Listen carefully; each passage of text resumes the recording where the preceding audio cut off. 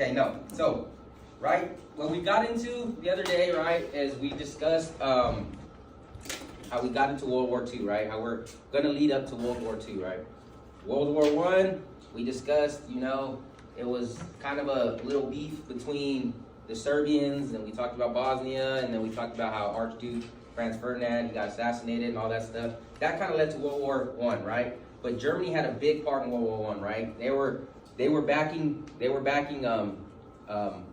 the Austria-Hungary.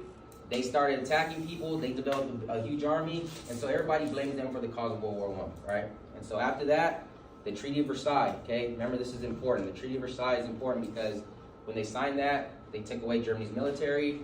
They made them pay for all the war debts, and so what happened to Germany? They went to ruins, right? We talked about that, right? Germany was in despair. They're in ruins, and then what ends up happening after years go by? Germany's in ruins. Who comes and tries to be the savior for Germany? I can't remember. It's Right there, you got it. I know what it is, but I can't Got remember it. the name. Got it. Hitler, there we go, right?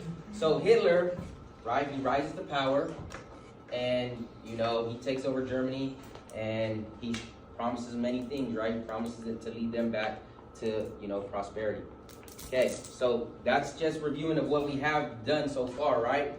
But one of the main parts about this chapter is dictators, right? So we talk about the rise of dictators, okay? So not only was there a rise of a dictator in Germany, there was dictators in Italy, dictators in Soviet Union, you had the dictators in Japan. So the rise of dictators is what's gonna be, it's kind of like turned into like a power struggle. There's a power struggle, and that's gonna lead, anytime there's a power struggle in anything, right, what's that lead to? It's gonna lead to conflict, and lead to war, right? So what we kind of discussed the other day, we talked about, when we went over, like, what if we changed all the rules in the school? You had to wear a suit. You had to put your phone away, and you can't have your phone at all. You can't use the internet. We talked about, like, if we did that in the school, how would you guys feel about that? How would you guys feel if we took away all your rights in the school and we just, like, you guys can't do anything unless we tell you to? How would you guys feel? Bye-bye. Angry. You wouldn't angry, right? You wouldn't want to be here, huh?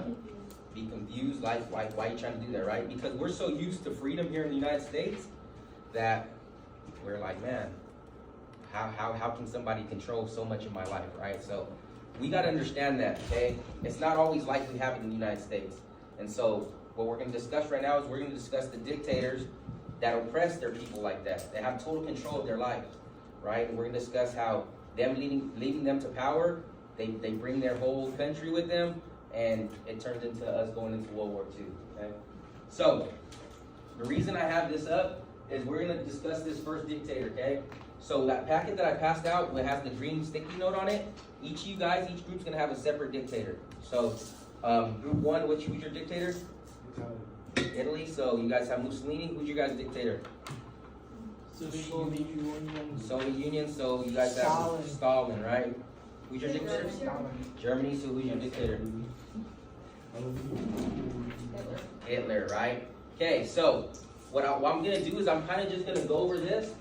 I'll explain how we're going to do it, okay? Because we're going to answer some questions. You guys can answer questions yourself on your own paper with your group, okay? But I'm just going to kind of give you guys an example. So we'll do Tojo together. I'll go over it, and then we'll answer some questions on Tojo.